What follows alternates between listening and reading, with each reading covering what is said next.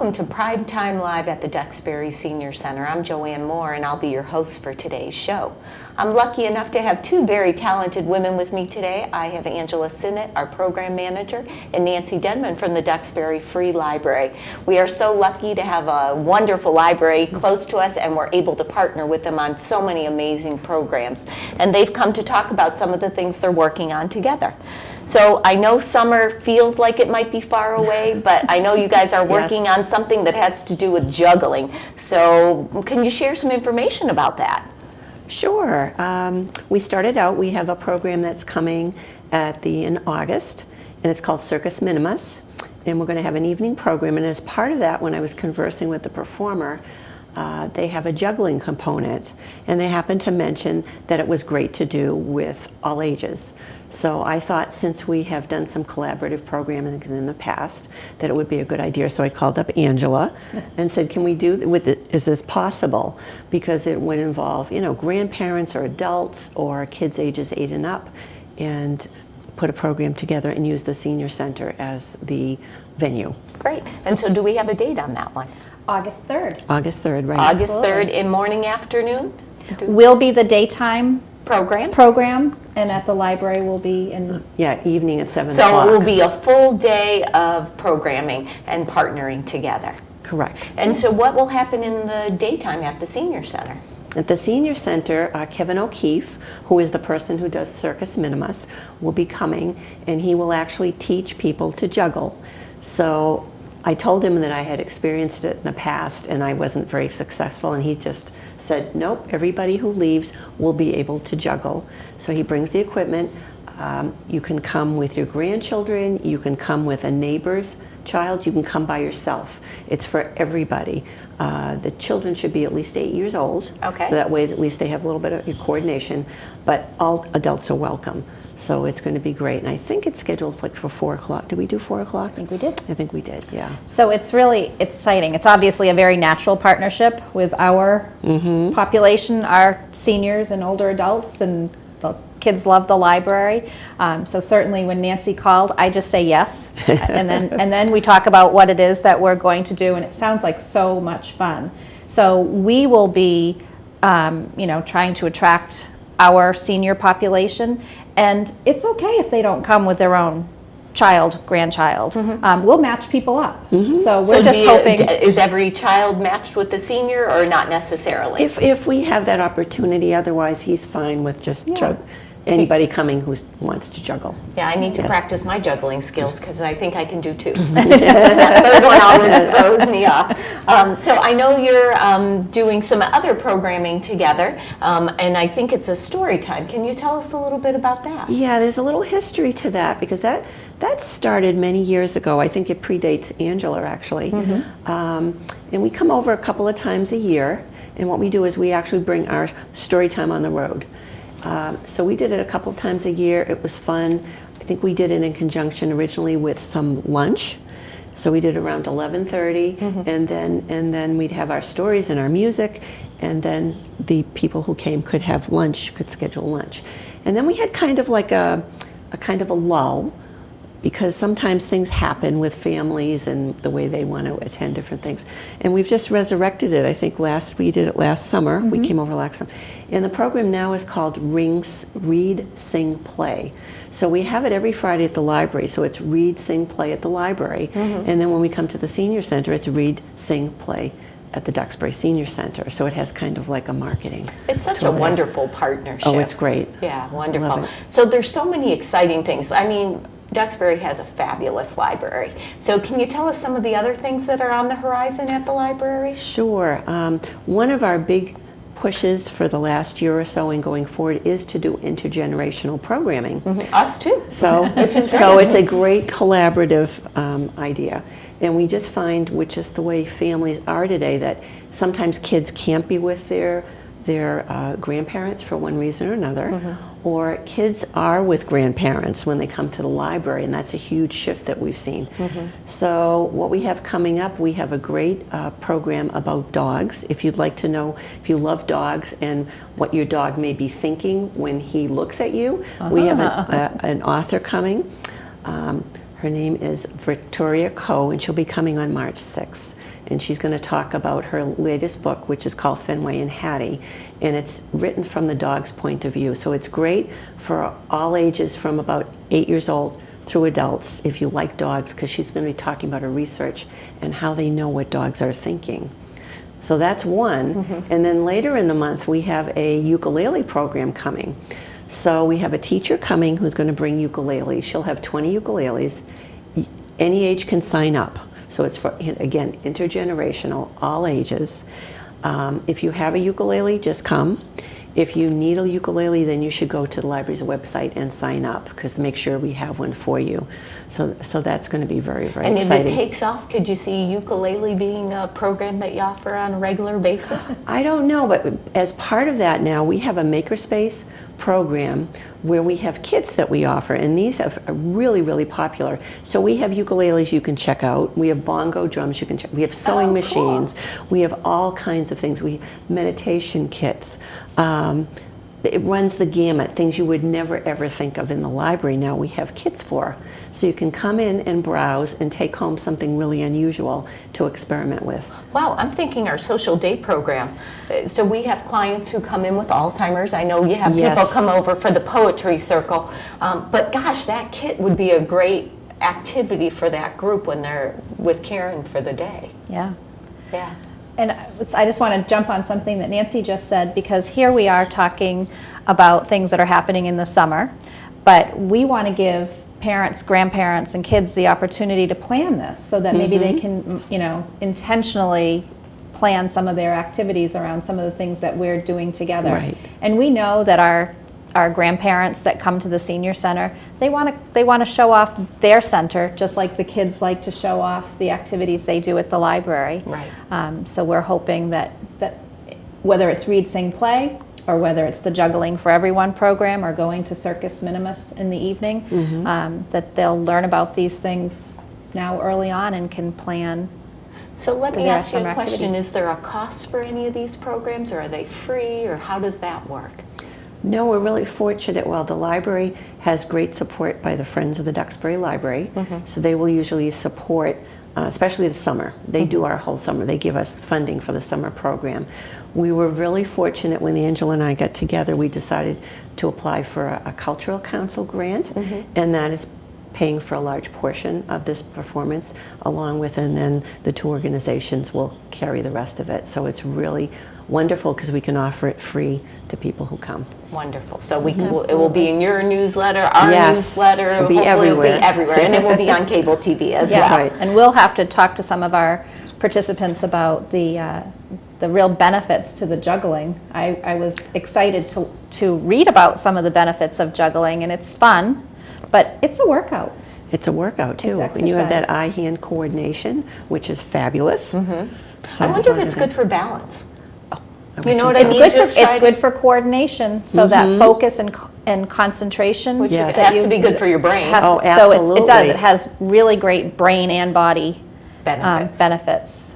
So yes, I'm So sure. you don't need to go to the gym, just come Nope. to a juggling There you class. go. There you It's go. also stress relief. Yes. So I think maybe that's the fun and engaging part, and being able to laugh at yourself a little bit and Right. and think about something else. So Yeah, laughter is the big part of it, and that makes me think of another program Please that's been do share. really exciting. It's called Laughter Yoga, and I think maybe Ellen has come over when she was as on staff at the library. We still have the program going on, and talk about a fun stress reliever. It's on every Thursday at the library at 11:30.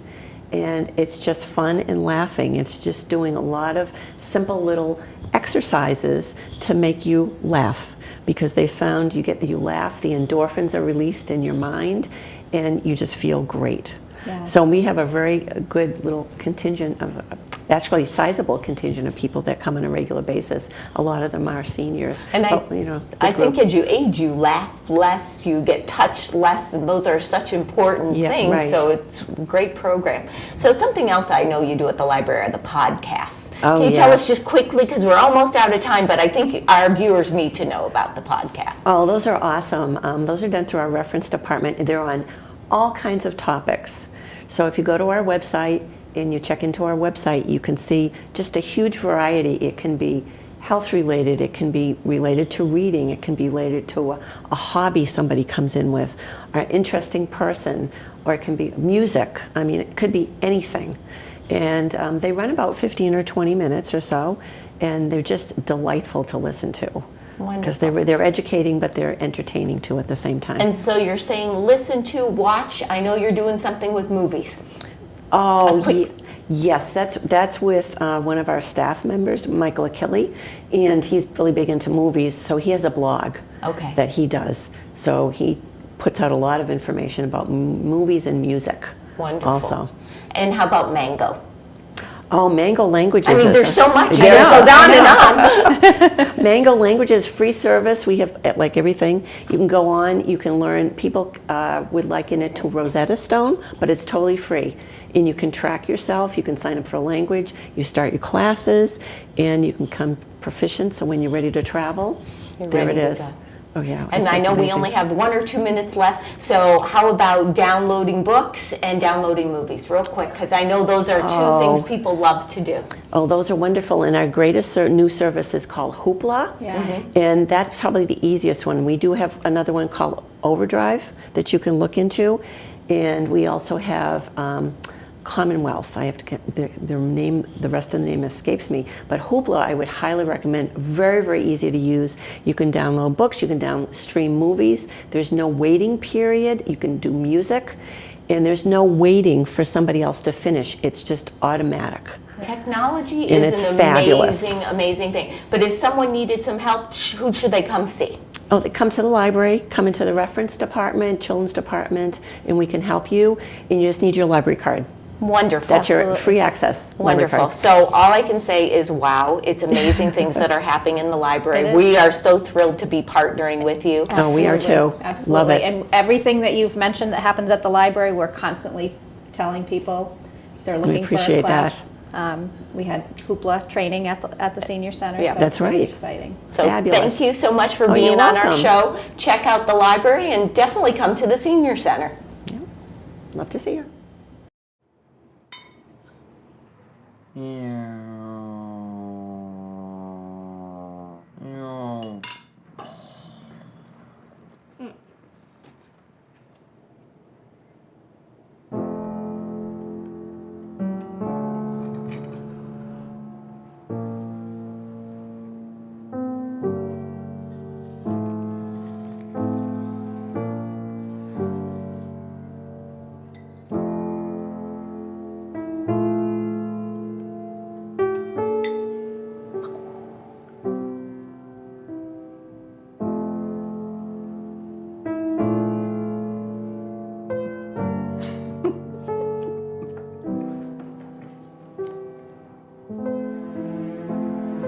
In your new role, we help you help.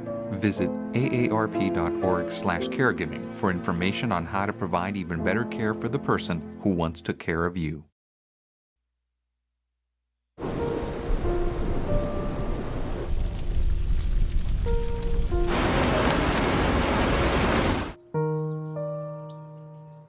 Don't wait.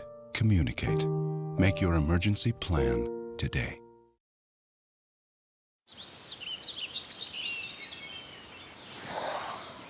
Oh, look, a redhead. Staring contest.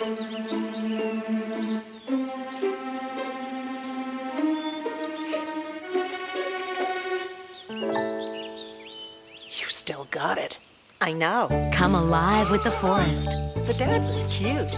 They were looking right at us. Visit discovertheforest.org to find a forest near you.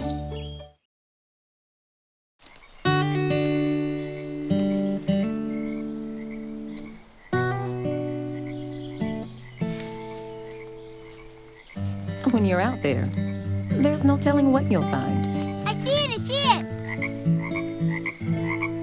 Oh, look at you. There are some moments only the forest can inspire. Find yours at discovertheforest.org. Welcome back to Primetime Live at the Duxbury Senior Center. We were talking about intergenerational programming with Angela and Nancy Denman for the library, and now I'm fortunate enough to have Chris Coakley, our volunteer manager, here to talk about a special program we're doing with the schools. Thank you so much for coming on the show today. It's my pleasure. So can you tell us a little bit about this Credit for Life program? I'd love to. Actually, I'm extremely passionate about it. It started about a year ago. I'm the treasurer of the Duxbury High School PTO organization, and two teachers came and made a presentation. Meg Radzik, who's a math teacher, and the department curriculum supervisor, Stephanie Acadoro. They said that at prior schools that they had worked at, there had been this wonderful Credit for Life fair which teaches financial literacy to high school students. And it's an area in which they felt there was a tremendous lack of information. So they would like to bring it to Duxbury. And so we talked about it at this meeting, and they needed a parent liaison, and I raised my hand and said, I believe this is a wonderful mission for our school to have. So this is the fair that is the product of a year of planning. We have a student representative named Louis Nejame, who's a senior in the high school, who's also very interested in finance and financial literacy. And the four of us have planned this fair. It's going to take place on April 13th, which is a Wednesday. It's 9 a.m. until noontime at the Steel Building, which is across the street from the high school. And 100 seniors will have the opportunity to file through the fair and learn a lot about financial literacy. Is that all the seniors at Duxbury have? That's not the entire senior class. That's less than half of the senior class. But we had to cap it at 100 students, at least in this first pilot year. We're hoping to expand it and open it to more students. But this year, our first year, we're going to have 100 students. And what they will do is when they sign up, they select an occupation. Now, they might pick an occupation that they think is highly compensated and think, I'm going to do really great at this fair.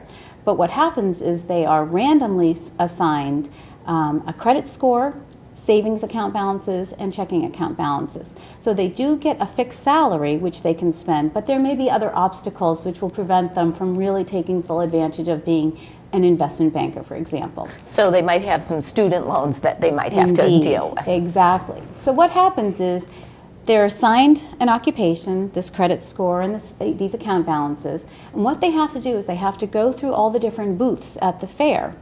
Now, each of the booths will represent something that we have to pay for. It might be housing, it will be housing, it will be transportation, it will be technology. We all have cell phones.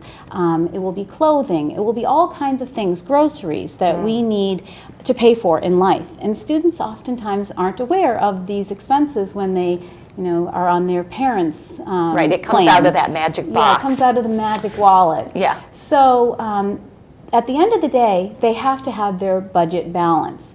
Now, randomly, students are just assigned to have a bad credit score. And if your credit score is below a certain level, the first stop that they have to make is at the table of credit counselors. And the credit counselors will have to go through all the things that they first have to take care of, such as student loans or some other thing that they have to pay down.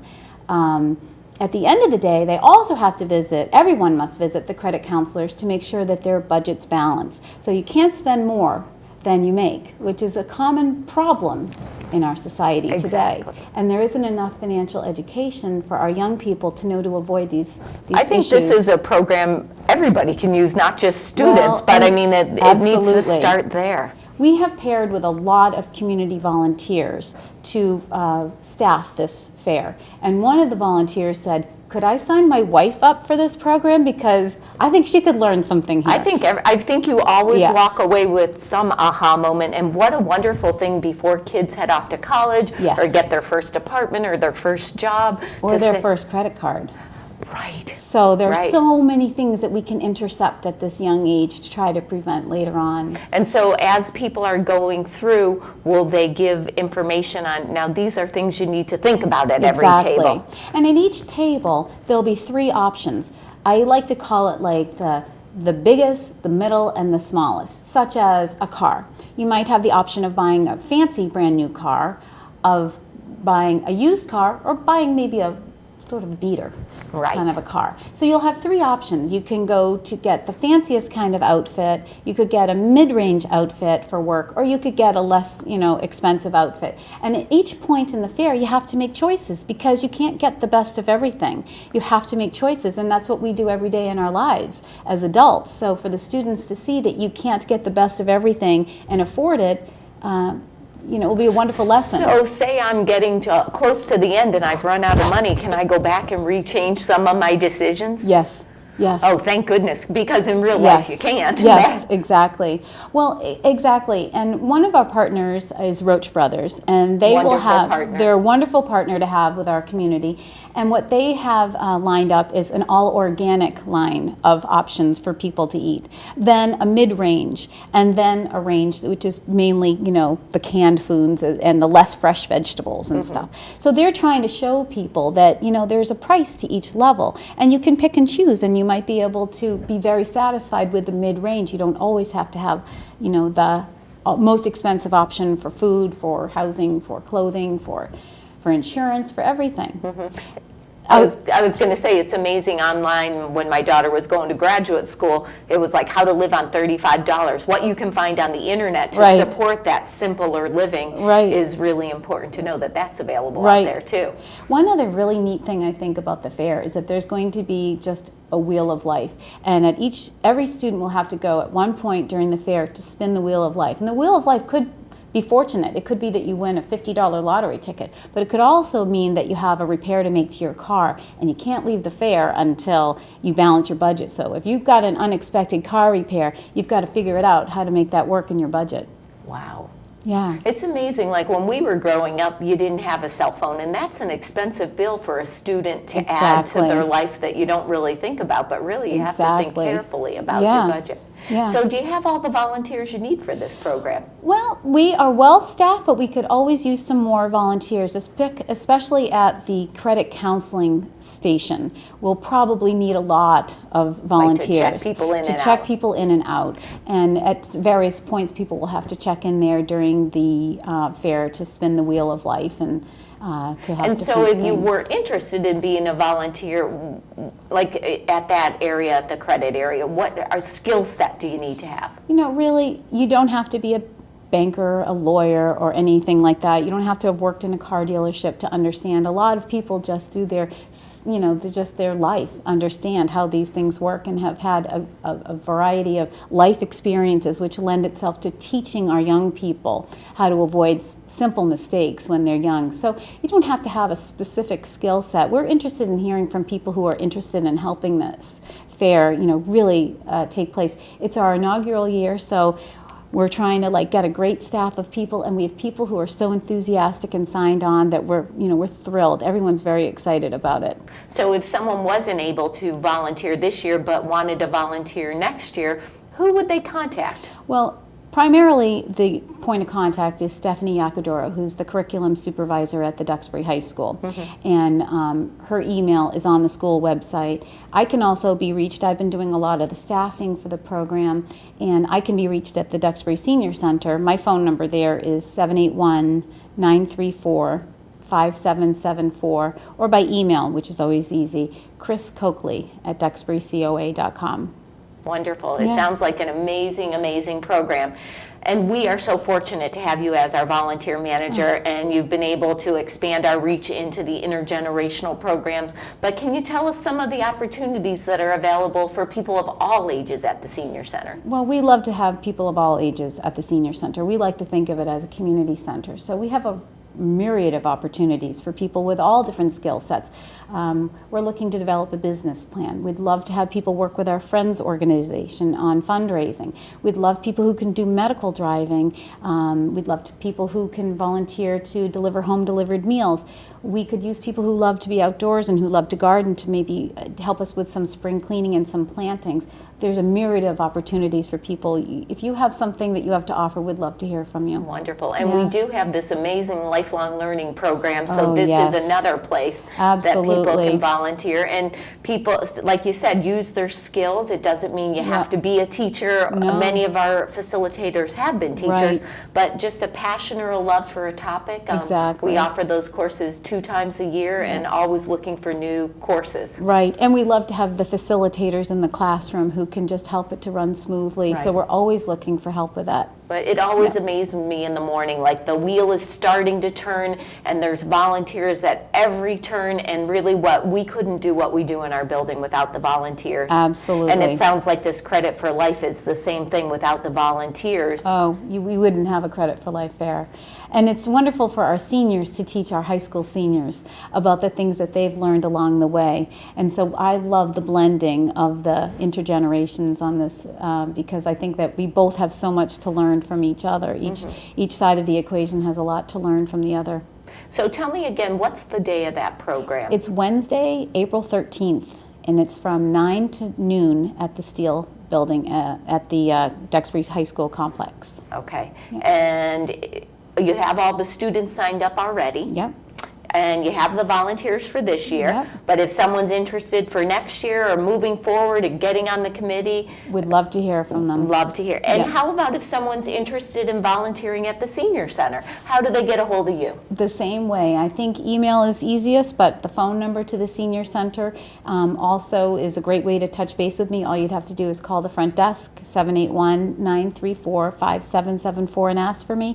Or my email is chriscoakley@duxburycoa.com. And I think the thing that's important for people to know, you work 17 hours a week. So if you don't get back to someone in one day, it's because it might be a day you're not working. That's right. But you always return calls promptly. Absolutely. And we can't wait to have a new volunteer walk through the front door. It changes the energy. It really does. It brings a new dynamic to the building, and there's always something special when somebody comes in with a different skill set and a set of talents. It's a wonderful gift to us. Yep, and everyone brings something to the table. You bet. So, Yeah. thank you so much for coming to the show today Such and a sharing pleasure. information about this Credit for Life program Yep. and some of the opportunities at the Senior Center. Thank you.